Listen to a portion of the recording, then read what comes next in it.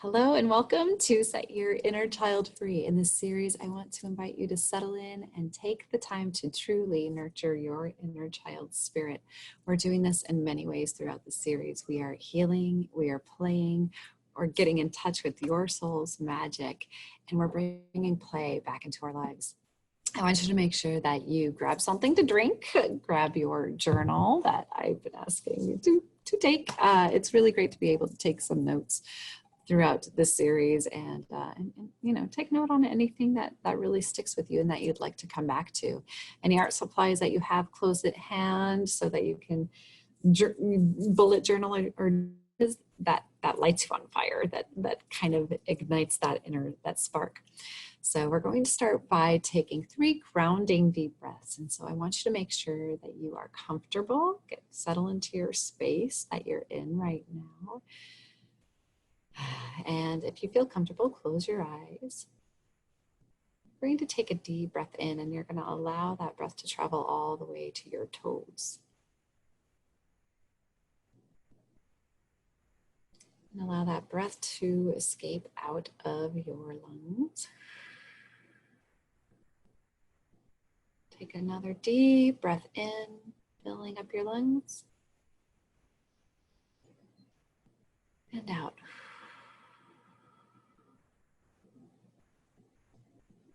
Finally, one more final deep breath in, coming into this moment right here, right now. And out.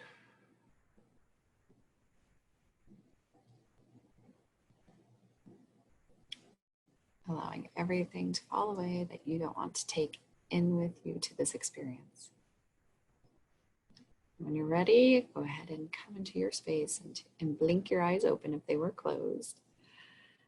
And today, I have a very exciting guest for you, Joyce Lely. Thank you so much for joining us today, Joyce. It's an honor to be here, and I'm thanking you for having me as part of this series. And everybody, welcome. Hi. Yay, hi. So here is a bit about Joyce. She knows firsthand how to rise back after having lost almost everything. The mindset that it takes, the challenges it brings, and the opportunities that it provides. She's a mindset coach. She's a creative strategist and an artist. She helps multi-passionate creative women manage mindset for independence and freedom in both personal life and work and business. So welcome. I'm so glad you're here today. So am I. I'm really happy to be here. Yeah, it's yay! fun. Yay. So we're talking today about connecting with the inner child, and I would love to know more about your work, what you do, and how possibly connecting with your own inner child led you to doing what you do now. So first, I am actively connected to my inner child, right? I just don't want to grow up. I think staying connected with the honesty and the openness of your inner child provides you with a lot more fun in life and a lot more enjoyment and possibilities to enjoy things, you know, because as a child, children are the most honest and the most fully experiencing life. Every single day, every single opportunity and adventure they have is enjoyed to the fullest. And we seem to lose that as we grow up. Somehow in the growing up of people, and maybe it's society, maybe it's our education system, we lose interest in the small things and we focus more on, well, the money and, you know, all the things that are deemed to be important. And then it sometimes takes, or it often takes, a big moment, a big experience, a dramatic experience, you know, the things that people call an aha moment, or the thing that makes you really stop and think, like, what is there to life? What is there to my life? What is important in my life? And for me, the biggest thing that happened, that was the biggest aha moment like that, was the experience of the earthquakes in 2010 and 2011 that made us lose almost everything we had. And it really stopped me in my tracks, and it made me reflect back to, what do I want to get out of life? What do I want to experience? How do I want to experience my life? And that really changed everything for me. Um, my art has always been important. My creativity has always been important. But, you know, as a lot of creatives do, you get a proper job and you have your art on the side.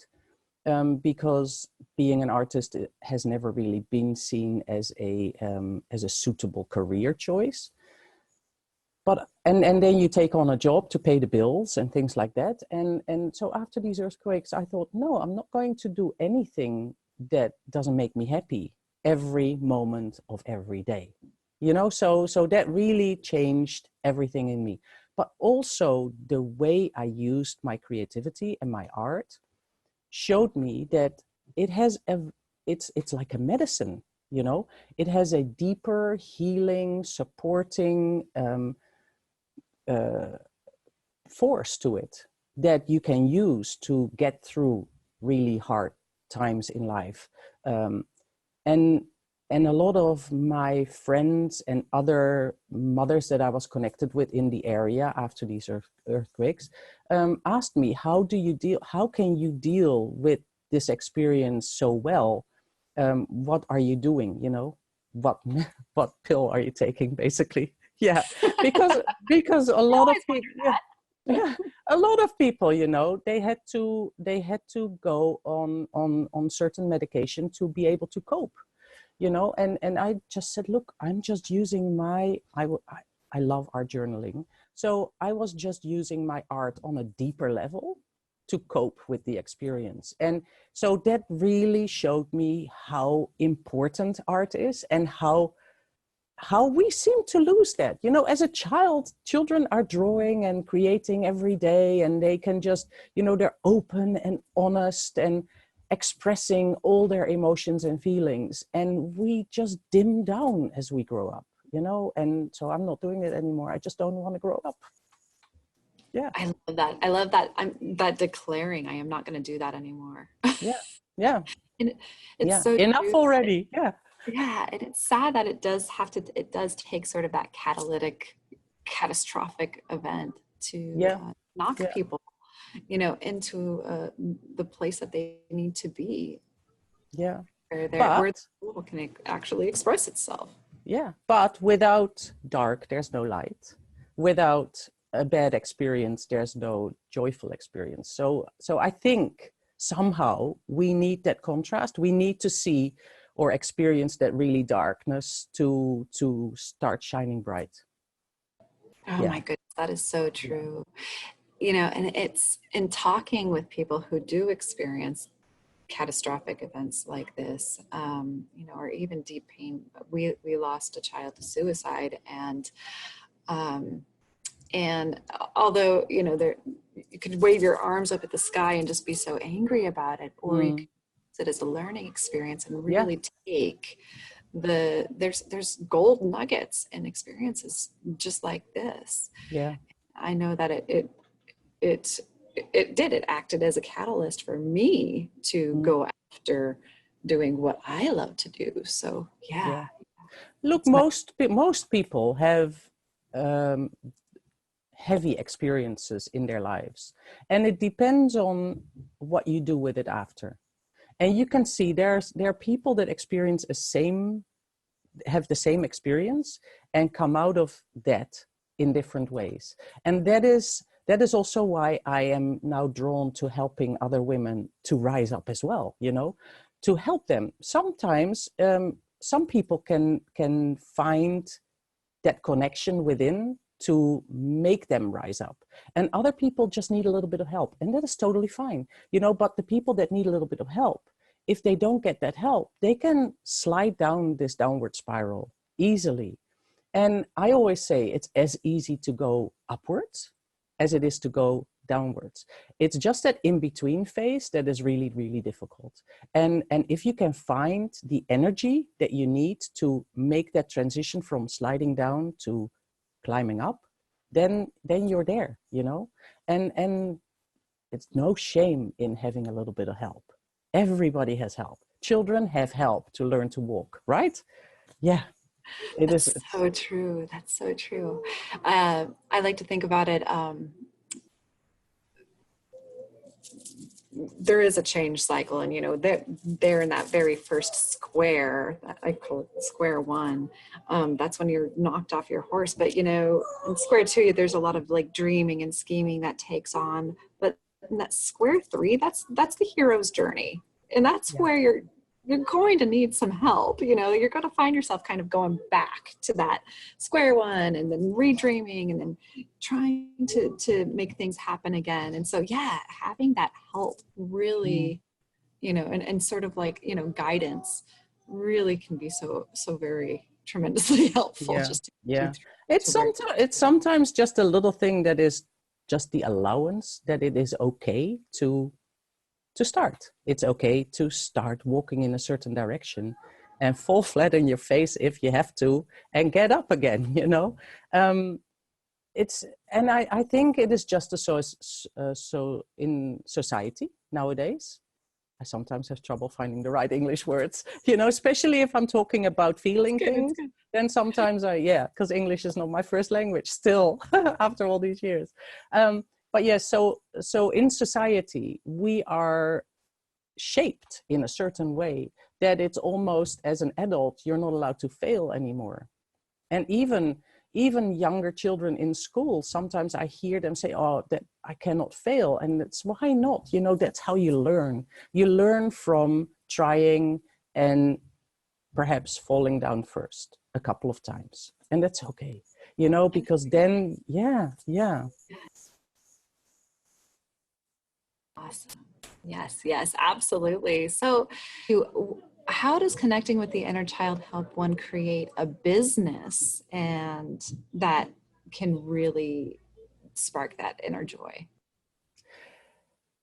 So to create anything that sparks inner joy is easy with the inner child, right? Because a child, and you as your child connected to your childlike powers, you will enjoy more, and you will have that spark, that because the inner child is open, honest, no nonsense, tells you how it is, and will just enjoy to the fullest, right? So if you build a business and you listen to your inner child's voice, then you will build something that is enjoyable, that is fun, that is cool, and you will be honest with the people that you work with. You will be open and honest and very clear, and the people will exactly know who they're dealing with, because there's no masks, there are no curtains in between, there's nothing to hide. A child does not hide. A child is open and honest and free. And so that is the easy part. The harder part, or the challenging part, is that, yes, you probably in a business deal with adults. So they need to take you seriously. That is the challenge there. Because a lot of people, especially in the beginning, they go like, be serious. What is it? What there's something in a translation between adults and children. Children are not always taken seriously. So when you act, or when you present something in a childlike fashion, it's not always taken seriously. So there's that little translation that you need to give that a little bit of thought, and try to explain to your potential customers, or the people that you work with, or the people, the business people that you deal with, so that they know that that you're not just a foolish, that you're not doing something foolish, that you are serious, but you just like to have fun and enjoy life, and that by working with you, they can also do that. Yeah. That's so important. That's so deep. I know that you have an exercise that you'd like to lead us through. Is that correct? Well, I do have an exercise that's also my gift to all of you, and I can just start. So I call myself a creative, determined dreamer. I've always been very good at dreaming, daydreaming, imagining things. And I think that is why connecting to my inner child comes easily to me. So just imagine that the sky is the limit. You can do anything, you can create anything. So what I usually start with is a blank piece of paper in a journal or on a sheet or whatever. So now for today, I have a blank piece of paper. We can hold it either way. And I'm just using a marker for now because it shows up real well. But you can do this with anything. You can do this with pencils. You can do this with markers. You can do this. I start by dumping my thoughts of that moment onto the paper. So I start by writing. I'm not really a writer, but I start by writing, and I will just start writing like, you know, whatever it is. What is it? What is it to be? And if you look at me, I don't write very legible. I'm just dumping words, and I connect them all together, right? What is it to be connected? So even myself, I sometimes cannot read it anymore. And you can write down backwards as well. You know, I just sometimes do this, or often do this, that I write words. It's harder backwards.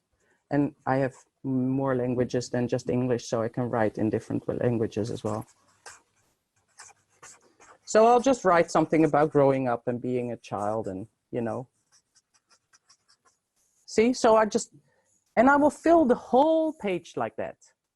And then I'll add an image. You know, I sometimes grab paint and I paint over it, or sometimes I just grab a magazine and I'll glue pretty pictures that I find in the magazine, and it's all instant. So don't give it time to think and ponder on it. Just do it instantly. Yeah, you write, and then you put some, okay, what's the first color you think of that day? And you just paint that over the top. And then you grab a magazine, and the first 5 or 10 images that you like, that catch your eye, you just rip them out or cut them out and you glue them on. And then you think of another color and you paint over that. And then you can add, you can add layers. I talk with my hands. You can add layers of painting. It is not about being a pretty masterpiece. It's about layering your emotions and experiences of that day, of that moment, onto a surface. I always say, like, by layering my layers on an artwork, I unravel parts of my emotions and my thoughts and my worries and all that. So it's basically unpacking myself onto a page, unpacking your emotions and your troubles and your thoughts and your ideas and everything, and you layer that on. And if you don't give yourself time to really think and study things that you do, but you just instantly react to the first thought that comes to mind, it becomes more open and honest, you know? The whole thing on it becomes more open and honest. Then, because I am an artist, then I use, I've got one here that I will share with you. Then I will try and create something on top. But the image that comes on top will have the meaning of whatever is underneath, you know? So whatever I have dumped on the page before will come through the artwork that eventually comes on it. And I do that with everything I create. And that, so I sometimes say it's like, you know, if you have a backpack full of worries and things and thoughts and deep thoughts and things that are heavy for you, experiences that are heavy for you to carry with you, your baggage, you know, if you can have a place where you can just unpack that backpack, those are the journal pages for me. You know, that's where I unload my load, basically, where I leave all the things that I otherwise carry with me. So they have a safe place. They're safe containers of my worries and experiences that are just too much to carry with me every day. Because experiences build up in life. You know, the older you get, the more experiences you have, and the more things you need to carry with you. It's experiences that you personally have or that you see happen. As an empath, for instance, when I see the news, there are a lot of things that as a child, I already started to carry the problems of the world on my shoulders, you know, and it's just impossible to live like that. So you need to find an outlet. You need to find a place where you can have those thoughts, sit safely. And if I want, I have many journals. I have journals everywhere, you know. I can just open them and then I do know, oh too. I'm a yeah, total junkie. yeah. You know, I can just open them and I go like, I actually know which experiences and which thoughts are in each journal. But and again, it's not that I go and reread them or that I go, but sometimes I, you know, especially the written ones, I don't really go and reread. Sometimes I use them to go and paint over. But the painted ones, it's safe. I can even show them to others because the message is in between the layers, and most of the times invisible for people to read. But I know that they're there. You know, it's like, it's safe places. They're containers. They're my sacred spots, my sacred things. Yeah, yeah. Those are the ones that I would save from an earthquake. Yeah, you know, yeah. Wow. Wow. I cannot wait to really dig in and play with this. Yeah. This So my exercise is one of those. Like I have a lot of exercises that I've created that have to do with mindset, because a lot of it is mindset. That have to do with mindset and fears and you know, fears of failure, fears of or lack of self-worth and things like that. So all these things, I'm weaving my creative works ways together with the mindset. Like I like to do the deep work in a fun way, in an enjoyable way. Basically, I play every day. How lucky, eh? Yeah, I love it. yeah, I love it. I do too. I love it. yeah. So wow, this is incredible. Thank you so much for sharing that. So the link You're for welcome. is going to be down underneath this video. So Yeah. you can get that down below. Is there anything that you would like to leave the viewers with before we go today? Yeah, so I recently published a little book as well. It's a Mindset Monsters book. It is working on your mindset, one ink blot at a time. I've done a series of, because I call them mindset monsters, you know, I always say like, manage your mindset monsters and you're halfway there. Because it is like, they're monsters. I like to visualize things. So things that are blocking my path, blocking my journey, they are monsters that I need to fight. They're like, sometimes you need to crush them, sometimes you need to tame them. And, you know, so I had this, yeah, I did a series of ink blots. And then I like to pull out images. So I found these monsters and I made little poems, funky little poems to go with them. And I just published that book, and I had hoped that I would have the hard copy here today, but it hasn't arrived yet. But it is already available on ebook and also printed version. So it's really cool. And there's some open blots as well for people to start, grab a marker and find their own little monster. But yes, again, you know, the little funky poetry have messages within. They are all experiences for myself that I share with others. So everything that I do is the work I do myself, you know. The poetry that I made to go with these ink blots monsters is to help myself, but at the same time I can help others, and that is the beauty of what I do. That's what I really love. Yeah, yeah. It's So magical. It's yeah, amazing. Thank you. This has just been so much great, so great. And I seriously, it's like all about play. yeah, yeah. Yeah, Getting it into that. And is.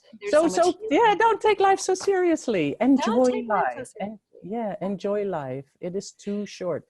Yeah, yeah. And that is Agreed. wonderful.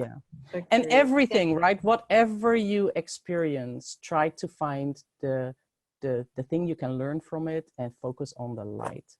Focus on the light. You always have a choice to look up or to go down. And yeah, trust me, just look up. Just look to the light. Find the light in everything, because you can. You know, you really can. Yeah.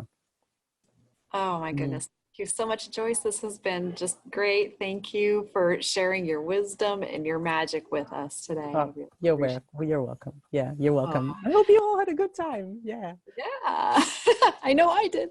So, and thank all of you for coming today. I want to invite you to check out all of the other videos in this series. Mwah! Until we meet again.